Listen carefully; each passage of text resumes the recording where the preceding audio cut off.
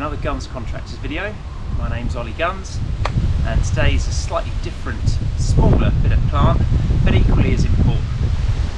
Trench rammers, compaction, it's a big issue in our industry and something that's quite often overlooked, and it might not be immediately apparent that a trench hasn't been compacted properly or rowed or whatever, but you can soon tell in time when the water gets into it, the potholes appear and things start to sink.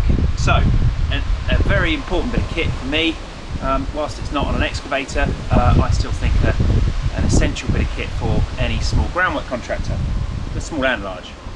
This one is made by Weber, and it's an SRV 620. It's got a Honda 4-stroke GX120 engine on it, so we're very familiar with how they work. And there's a couple of features I like about this machine. I mean, generally these things are absolutely horrid to operate. Very noisy, you know, the vibrations are horrible.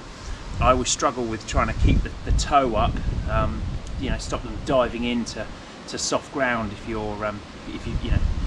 got really soft ground, they just tend to dive down, and I've had them up to the boot in crap and all sorts. Not ideal. You end up sort of trying to hump them really to keep the bloody things up. Not a great look, but you know, we've got to make it happen, and it's a job that needs doing. So they all need wrestling. None of them are particularly nice to use, but having said that, there are some that are nicer than others, and I've used most of the main brands.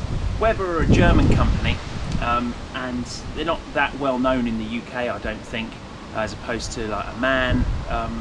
There's another German company that are well known. Wacker, of course, make a whole range of this, and in fact were you know, almost renowned.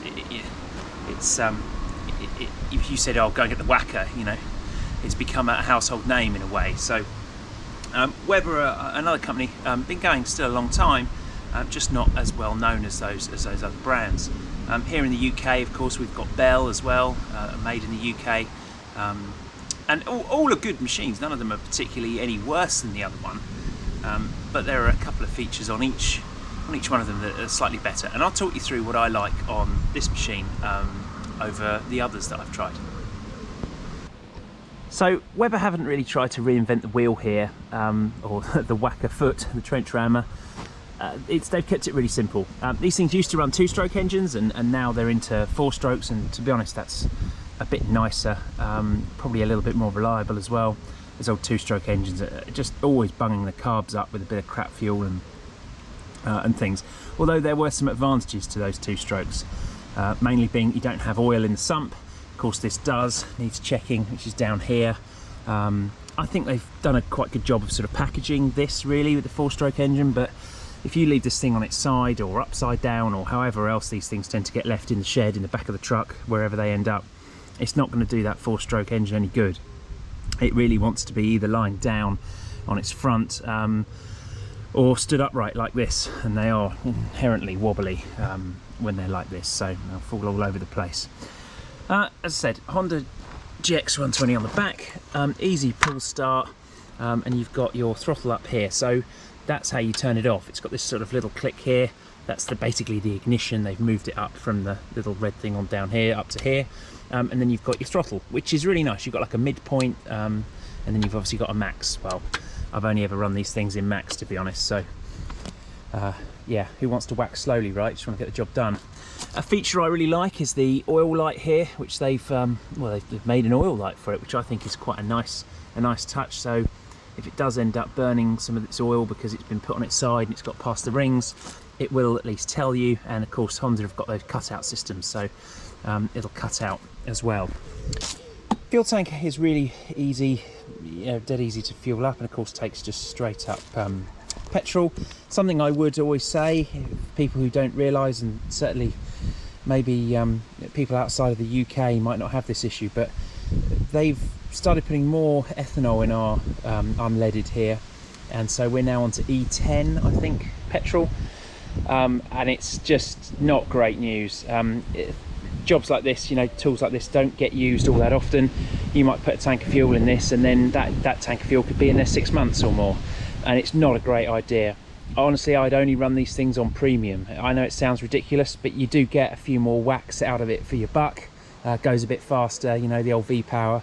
That's where you want to be in these, but mainly because it just won't bung the carbs up and screw them over, because that ethanol it's really not great for our for little basic engines like this, well, really even in your cars, to be honest, but I won't go too much more into that. Chokes down here, really straightforward little affair. They're all quite similar really to the other features that you get on all these types of machines. You know, it's all quite well guarded and things. They've moved the sort of main air cleaner up to the front here.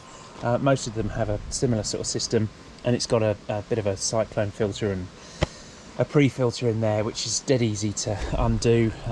You undo that screw and you can get to it. That's all good. I like the roller on the front, so you can roll it along. Of course, there are the hilarious videos of people on TikTok riding them sort of bucking Bronco style with the little foot pushing them along.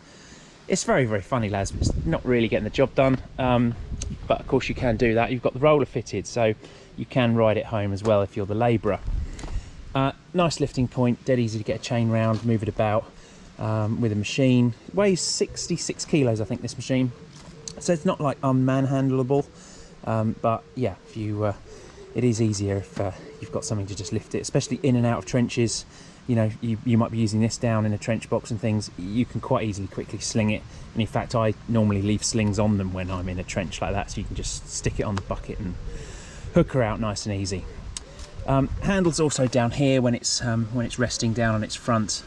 This is the way really they should be kept down like that, and then you've got the handle at the back. Pretty straightforward to maneuver around. While it's upside down like this, you can see we've got an extra fuel filter here, which is a nice little touch, to be honest. Just all helps to keep the crap out of that carb. That's what it's all about, especially with these little machines, and they're in the dirt and it's easy to get stuff in them. This machine though has an hour meter fitted, which is it works basically off of inertia.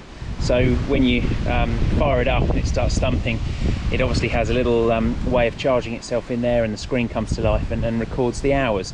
It's a very, very simple thing. I mean, if you flick it around a load, it comes on as well. So you can just see it flashing up total there, 2 hours, which is a pretty new one. But that's basically how it works. I think that's a nice touch, standard on them. Just nice to know how many hours your machines have done. You've got a fleet of these things, you know, you can tell, well, this one needs a service or it doesn't. So nice little thing. Doesn't have I can't find any way of checking the oil down in the foot. Some of them have got a little spyglass down here, because it's important you keep oil in your foot, keep your foot lubricated, but can't see that on this, which I think is sad. The Wackers do have that.